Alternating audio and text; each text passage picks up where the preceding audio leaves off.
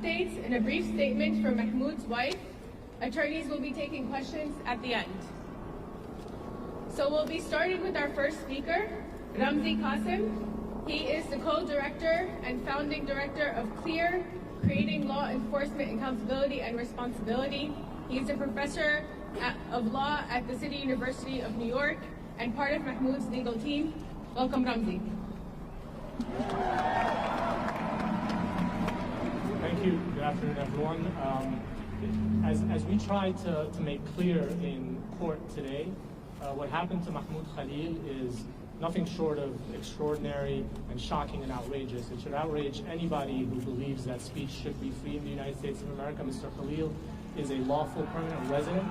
He was coming home with his U.S. citizen wife, who was 8 months pregnant, and he was taken by U.S. government agents in retaliation, essentially, for exercising his First Amendment rights, for speaking up in defense of Palestinians in Gaza and beyond, for being critical of the U.S. government and of the Israeli government. Those are the reasons why he was targeted.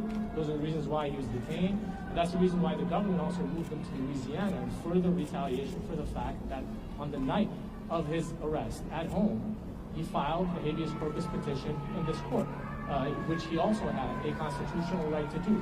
In retaliation for that, he was moved to Louisiana to take him away from his lawyers, to take him away from accessing this court, to take him away from his family and his support network. And so every day that Mahmoud spends in detention in Louisiana is a day too long. We and he fully intend to vindicate not just his First Amendment rights, but those of all Americans, frankly, and all lawful permanent residents, and anybody who wants to speak out.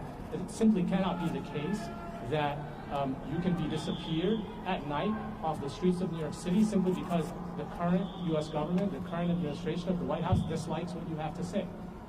That is, not just un-American, it's also unacceptable.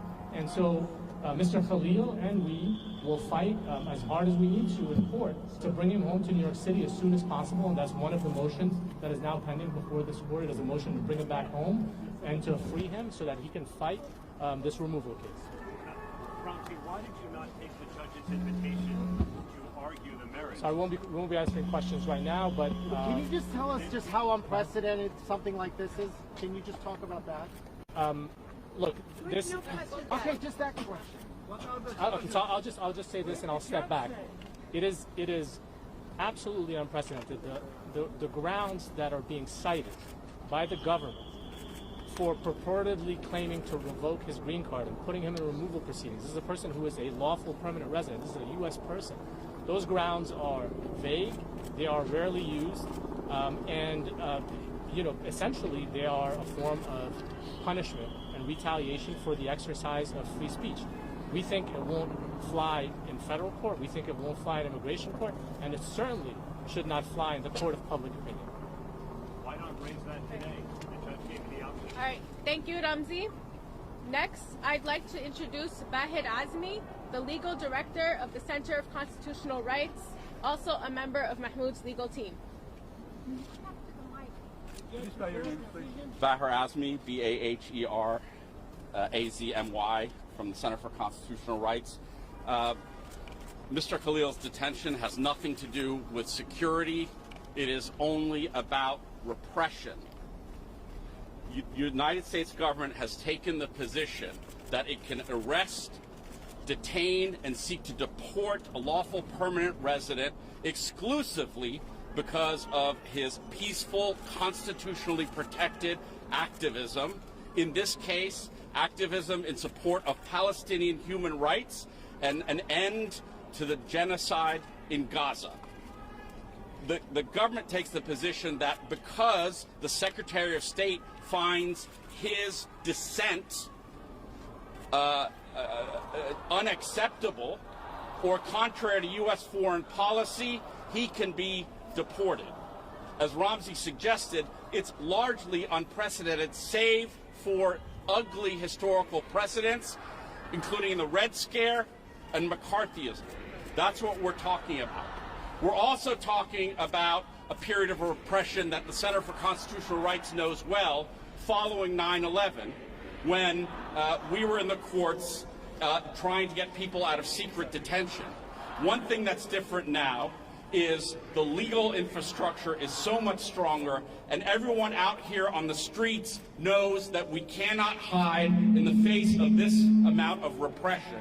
We will be fighting in the courts and fighting in the streets to bring Mahmoud home and prevent this level of repression from spreading to many others, as the administration has threatened to do. Why not argue the merits in court today, sir? The judge invited repeatedly. Thank you, Bahid. Now we'll hear from Professor Joseph Howley, an associate professor at Columbia University.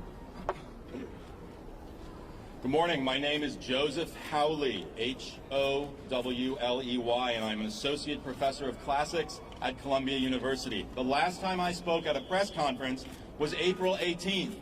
That day, police officers in crowd control gear entered our campus for the first time in decades and carried off dozens of students who were peacefully and quietly encamped on one of the enclosed lawns in front of our library, threatening no one.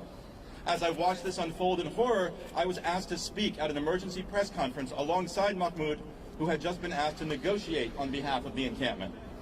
It is always dangerous to speak in public for Palestinian rights, safety, and freedom with your face uncovered and your name declared. You can be sure you will be harassed, doxxed, terrorized. People will try to get you fired from your job. For speaking here, I will receive a new round of death threats, slander, complaints to my employer. When I step down from here, I will publish these remarks to protect me from the inevitable attempts to misrepresent my words. And Mahmoud, as a student negotiator, took these same risks and many more.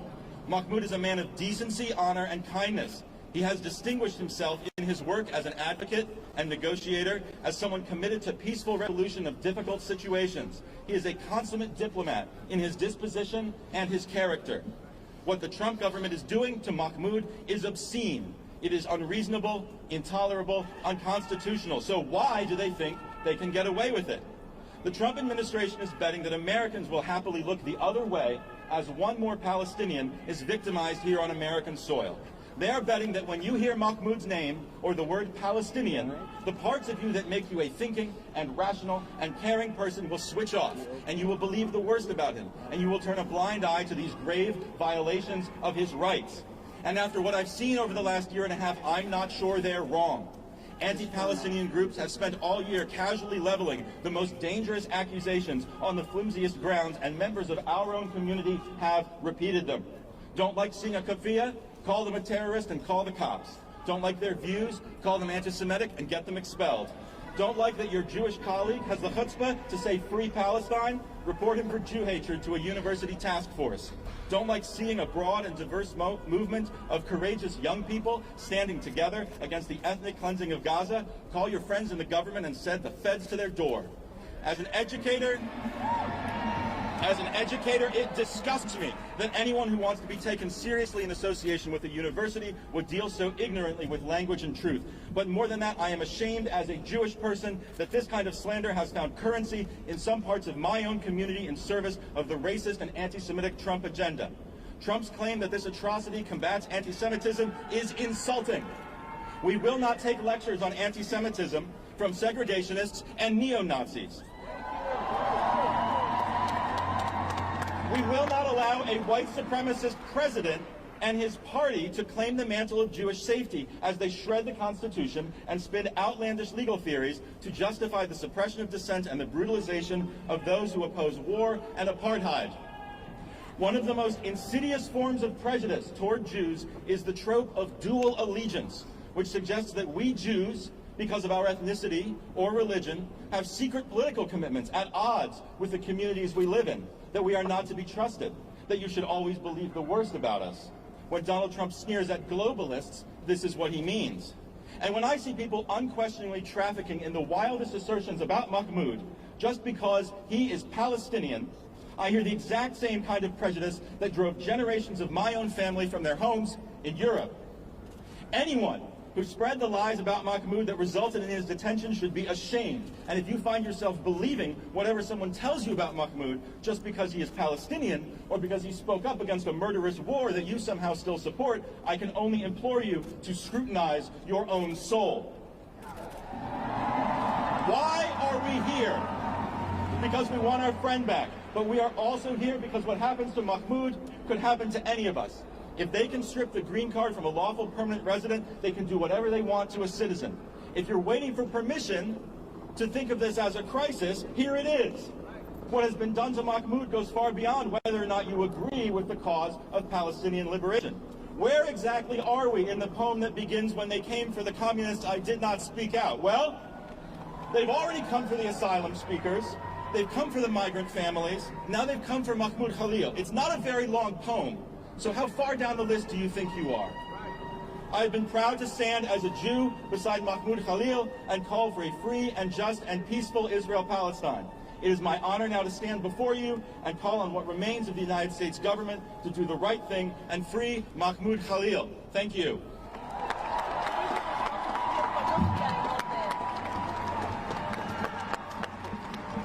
Hi, all. Next, we'll have Joshua Draytel from the law firm representing Mahmoud. And this is also on behalf of Amy Greer, who's in our firm, who has handled this case and will continue to handle this case, but unfortunately could not be here today. And the principles at issue in this case are, of course, of extraordinary importance, and my colleagues have laid that out here and in court. But as important as those principles are, our commitment to the case, the whole team's commitment to the case, and Amy's commitment to this case, is also about the human being, Mahmoud Khalil. He is a person who is loved, who is respected, who has earned that through his conduct and his commitment to his community and to all of us. We thank the people beyond the cameras who are here for their support. And we appreciate it, Mahmoud appreciates it, and ultimately the rest of this country and the world will appreciate it. Thank you. Thank you. Next, we'll have Professor Nadia El-Hedge, a professor of anthropology at Barnard and Columbia. Hello, my name is Nadia El-Hedge. Last name is Abuelhaj. So how did we get here? How did we get to the point where Mahmoud Khalil, a mild-mannered and thoughtful Palestinian political activist, a legal permanent resident of the U.S., who has not been charged, let alone convicted of a crime, can be picked up outside his home and shipped to a Louisiana detention center? That the Secretary of State and the President can name him as the first of many who will be rounded up and deported for what is, in fact, political dissent. This is a witch hunt of an order we have not seen since the McCarthy era. Then the archetypal threat to America was the allegedly communist Jew. Now it is the allegedly anti-Semitic Palestinian. But lest the Democratic Party feel self-satisfied as the Republican administration takes a sledgehammer to our basic constitutional rights, this did not begin 2 months ago. Beginning in the fall of 2023, most Democrats at local, state, and national levels joined in the maligning of Palestinian and pro-Palestinian demonstrators. They labeled the movement anti-Semitic as operating in support of terrorism, ignoring the reality on the ground to which these students were responding.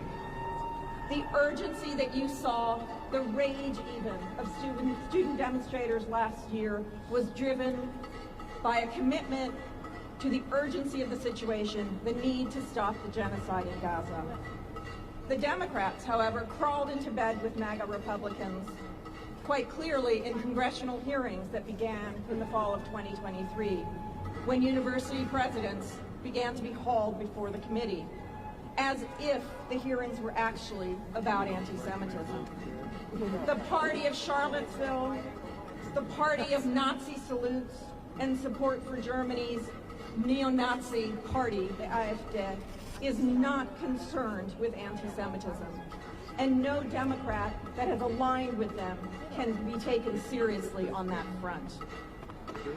Insofar as you, our Democratic politicians, continue to refer to Mahmoud Khalil's speech as abhorrent, presumably while defending his right to say what he does, that is, presumably while defending his right to be abhorrent, you are part of the problem. Stop demonizing student activists who are demonstrating to save Palestinians in Gaza and the West Bank from ethnic cleansing and total annihilation. Stop replicating the crimes of McCarthyism. And here I mean not just the criminalization of certain forms of political speech. More fundamentally, I mean stop replicating the crime of demonizing an entire group of people as dangerous, as a threat, as abhorrent even. Then it was Jews, now it's Palestinians. Free Mahmoud now and stop the witch hunt against other students.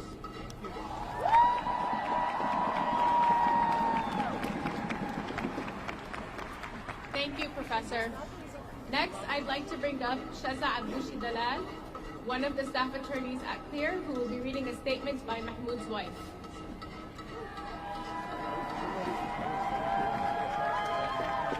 Hi everyone, my name is Shaza Aboushi Dalal, that's Shezza Aboushi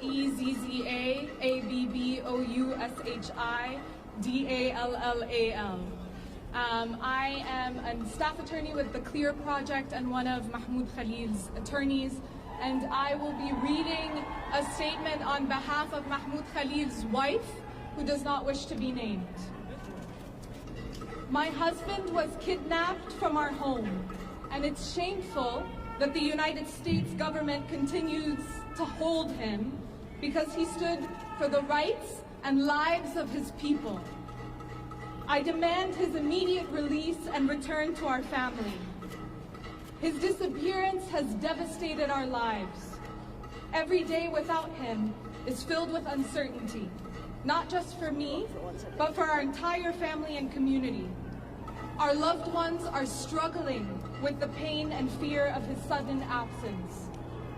And yet, we are not alone.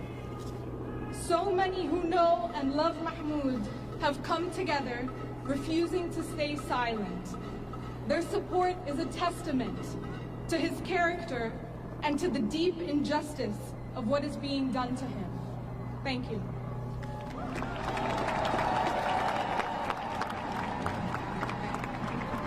Thank you, Shaza. We're going to bring up some of Mahmoud's legal team to answer questions for you all. I will be calling on the people and letting you all know who will go first. Okay, questions? How long can they hold him? Let's say if you don't win the habeas, let's say he doesn't. Like, what is the procedure here now? Repeat the question. How long will they? Can you step back and can you step close to both of you close to the... I'm always confused. He's already asked a question. Let's get someone. Okay. How long can they hold him? How long can they hold him? Look, we are seeking to bring him back. We're seeking to have him released. And we're going to do that whether it's in federal court or an immigration court. There are limits to how long a person can be held in immigration court. But frankly, that's irrelevant because we are going to ask for him to be released as expeditiously as possible, and we will do that in any court that will hear us. Why couldn't that be done today? And can you just respond to the government's claims that this is about his views not being in line with national security? Can you legally speak to us about that? Yeah, the government has basically admitted that they're punishing him for his views that are contrary to the government's views. And that's just an obvious piece of authoritarian logic that we cannot tolerate as long as we live in a democracy. It's totally unacceptable for him and for others. The government's either Louisiana or Mississippi, not New York. Why? The government is claiming, and this is really a question for the government, but the government is claiming that because at the time he filed a habeas corpus petition in this court, He was already in New Jersey. They had already moved him to New Jersey as part of their plan, again, to move him 1,000 miles away to Louisiana, to take him away from this court, from his lawyers, from his support network. And you know, of course, the goal in all of this is to silence not just Mahmoud, but to silence anyone who would speak in defense of Palestinian lives and rights.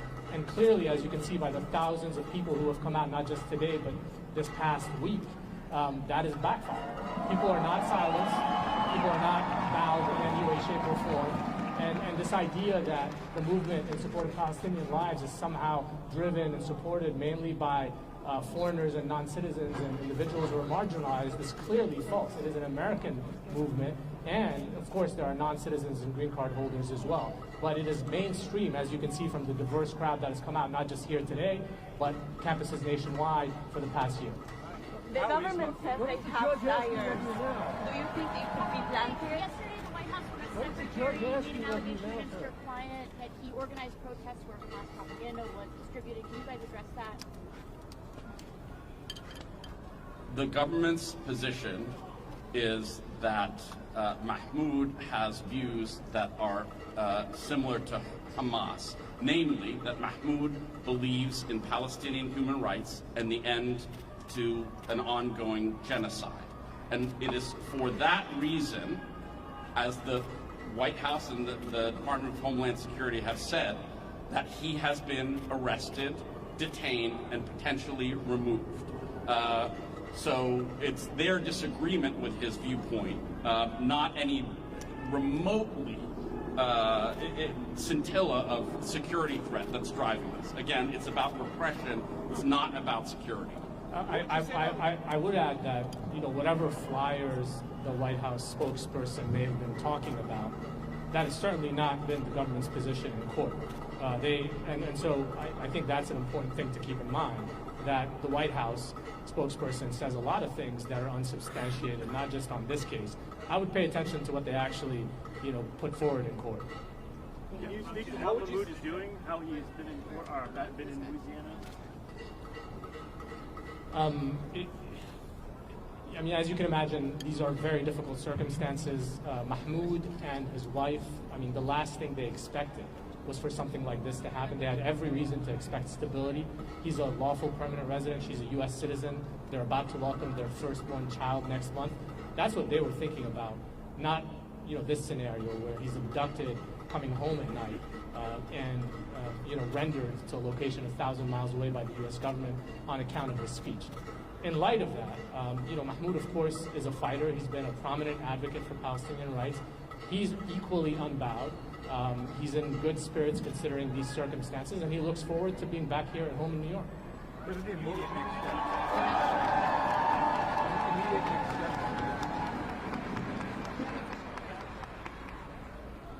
The question is about immediate next steps. We will be filing amended papers demonstrating joined by our colleagues from the ACLU and the New York Civil Liberties Union, filing amended papers that substantiate in more detail the unlawful nature of his detention, and thereafter we'll pursue an expedited schedule to have the court hear his demand that his detention is unlawful and that he should be released. And we will also be dealing with the government's claim that this court is not the proper venue, and largely at the same time over the next week. What's your understanding legally why this is, you're saying what they're saying publicly versus what's happening in court? Yeah, that's what two different things. What is the legal reason here for what the government is explaining to you why they're doing it? How are they justifying it? Yeah, the government, as far as we understand it, is relying on a rarely used provision in immigration law to justify the detention of a lawful permanent resident in its placement and removal proceeding.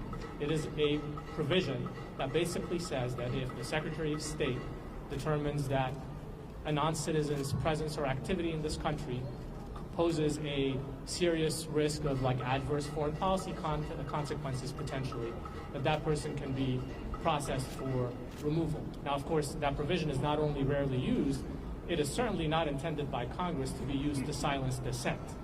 In other words, the times that it has been used to, for example, prohibit the visas for folks who have, people who have interfered with democracy in their home countries, former officials. Those are the kinds of scenarios where you see that law used. It is not intended to be used to silence pro-Palestinian speech or any other speech that the government happens to dislike. And for that reason, we believe that this case is not going to set the precedent that the government wants it to set, whether it's in federal court or an immigration court. And you already know just by looking behind you that it's not having the effect that the government wants it to have on, people's solidarity with Palestinians. Okay, last question. Sorry, last question. She confirmed that you sent emails to university administrators asking to be protected today before he was arrested, and what is the university's responsibility? Can you please repeat the question? Yeah, the question was whether we can confirm that he sent an email to the president of Columbia University the night before he was arrested and detained to basically put the university on notice that he was feeling unprotected by the university and that he was worried about detention by ICE and doxing and actions by private actors. He was in fear for his life and well-being. That is accurate. He did send that email to the head of Columbia University, and I think his email raises an important question. This is a university that has spent the better part of the last year talking about its duty to protect students and to keep them safe. But in a scenario where numerous students are being approached by ICE on Columbia's campus, and one Columbia student, Mahmoud Khalil, has been effectively disappeared by U.S. government agents, again, on Columbia's property, the university has been remarkably absent and silent. One more right here. Come on, one more. Thank you all. We're going to wrap up here. For any questions regarding details about today's speakers, you can come to me or Jen here. And I want to thank you all for coming. I want to thank all of the people who are out there in the crowd listening. And I want to remind everyone that the family has asked for privacy at this time. Thank you.